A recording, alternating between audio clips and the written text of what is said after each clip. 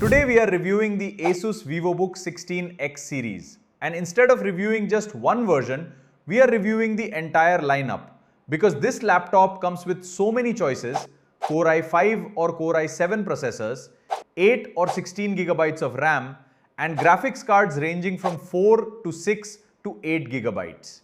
Real world performance will always change depending on the configuration you pick, but what does not change is the build, the design, and what is hidden inside the chassis. In this video, we will walk you through the exterior design and finish, the full port selection on both sides, the keyboard and trackpad, and the speakers.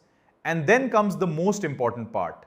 We will open this laptop completely and show you everything inside. You will see if the RAM is upgradable, if there is an extra SSD slot, how the battery is placed, and how easy or how difficult it is to service this machine.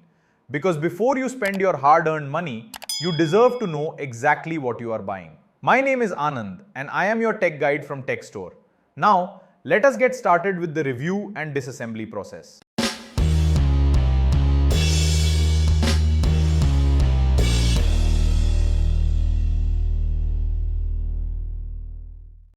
So on the top, you have a matte silver finish. There is absolutely no metal whatsoever. It is pure plastic that is there. The ASUS Vivobook logo is there, and it is a little embossed and with the traditional 16X creator series, the same way the logo is. There are sharp edges. It's a very squarish laptop. As soon as you open the laptop, you are seeing a very tall screen. This is a 16:10 aspect ratio screen with a full HD IPS panel. It has got a 250 nit screen with 1920 and 2180 Hz 1080 display. Webcam over here is a HD camera. ASUS is not known for the web camera any which ways. It's got a three-sided nano bezel.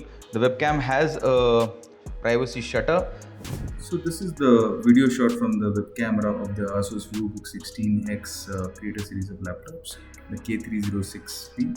As you can see, the ASUS webcams, the way they are, not all that great, but the audio quality is good.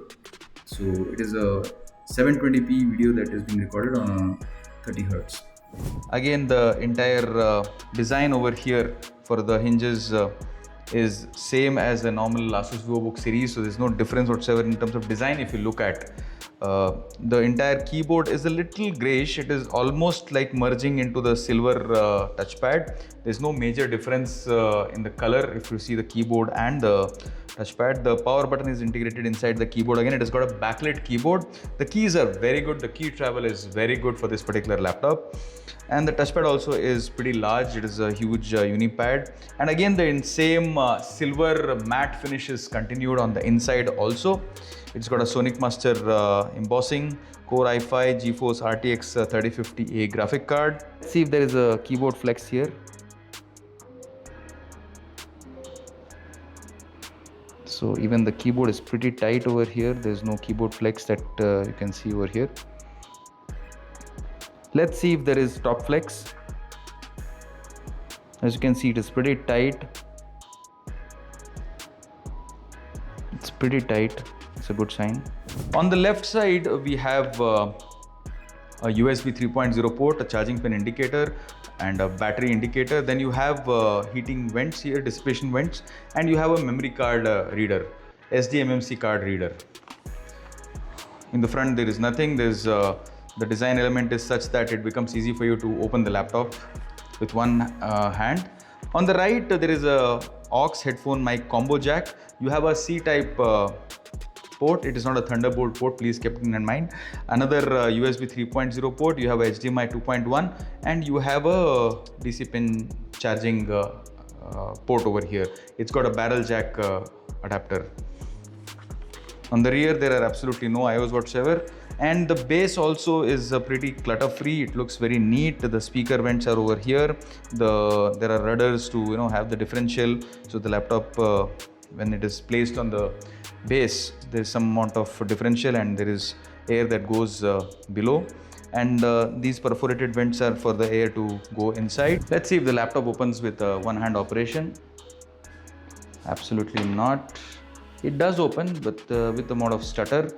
So there's a possibility of the hinges coming off over here. Kindly get them calibrated. All in all, neat design by ASUS. First thing first, you need to flip the laptop, and you'll see all these screws which are visible, which you need to remove using a star screwdriver. Start removing one by one.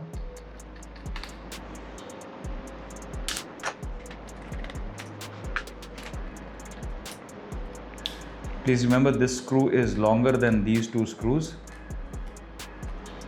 I really don't understand why companies have to make this kind of a design for screws. They can just have one single screw size for all the base screws actually. Here also the screw size will be different. These edge screws are smaller, as you can see, very small, shorter in length. Now once all the screws have been removed, take a triangular prier like this and you can start protruding from the sides. It's pretty straightforward, it will come off. That way they have designed it nicely.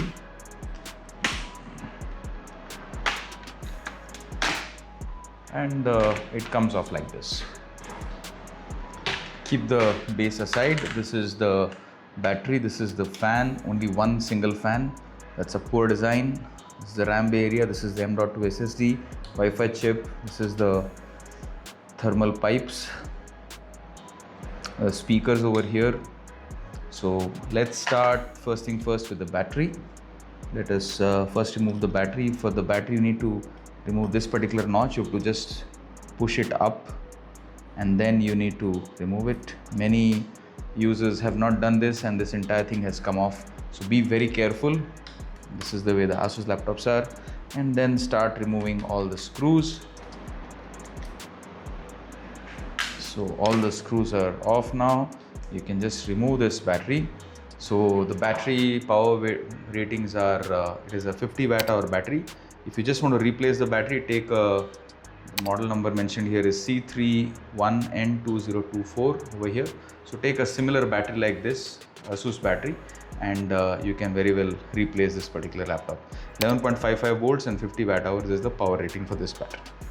Let's keep it aside. For a graphic card based laptop, that is a poor battery. Coming to the part where the RAM is, now this laptop that we are dismantling has natively 16 GB RAM. So you can see there is only one single RAM slot available here. So one RAM is soldered already onto the motherboard. Just need to use your two thumb fingers like this and you have no need to remove it. Now you should know that this laptop has a DDR4 RAM. So 8 GB is soldered onto the stick and another 8 GB is over here. So you can take a 8 GB, 16 GB or a 24 GB DDR4 3200 MHz RAM and you can insert it. For DDR4, I think 32 GB DDR4 is available, but right now memory shortage is there, so 16 GB is the max that you will get.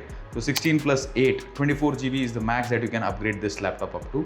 So take a similar RAM stick and just insert it like this and just press it and you're good to go. Coming to the part where the SSD is, this one screw over here you can remove and the entire M.2 SSD comes off.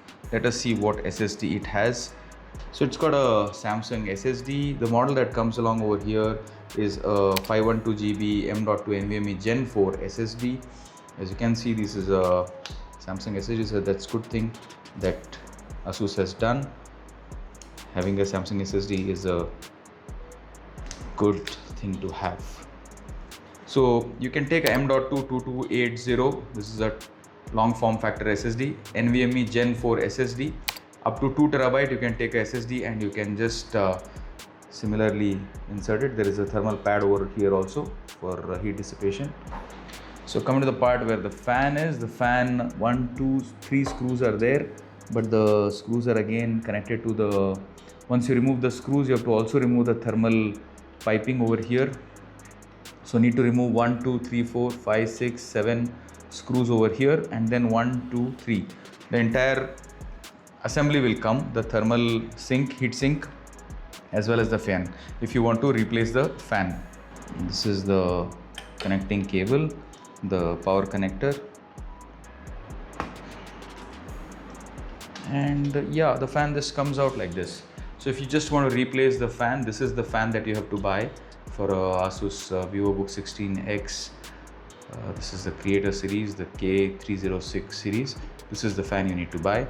Just take this fan, and if there are some dust or something accumulated, you can just take a brush and just clean it over here once in a while. It will always increase the performance. Let us put the screws back. Do not forget to put this back. Alright, so Wi-Fi is over here. There are two antennas. Just need to remove this one screw and the Wi-Fi chips come off. The speaker is also over here. Just need to remove this one particular connector, and this entire speaker just comes off like this. If you want to just replace the speaker, just take a similar speaker like this. You can zoom in and see the kind of speaker. There is no glue whatsoever, no screws whatsoever which are connected.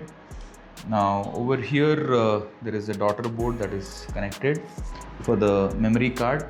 That's the only thing this particular daughter board serves the purpose for.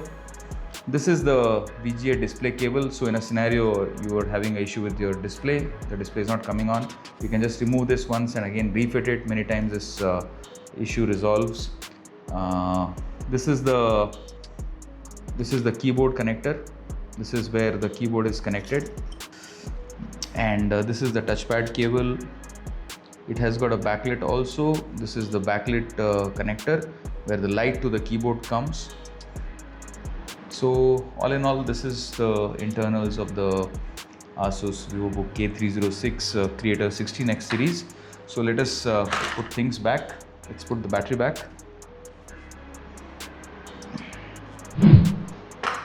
And now let's put the battery back. Once you've put it back, you just need to again cover it properly. So this is a little bit of an issue with the ASUS laptops. The connector is to be done like this. So let's put the base back. So now that we have seen the laptop from the outside and we have opened it up from the inside, here is my honest, unbiased final review of the ASUS Vivobook 16X. Let me start with the biggest observation.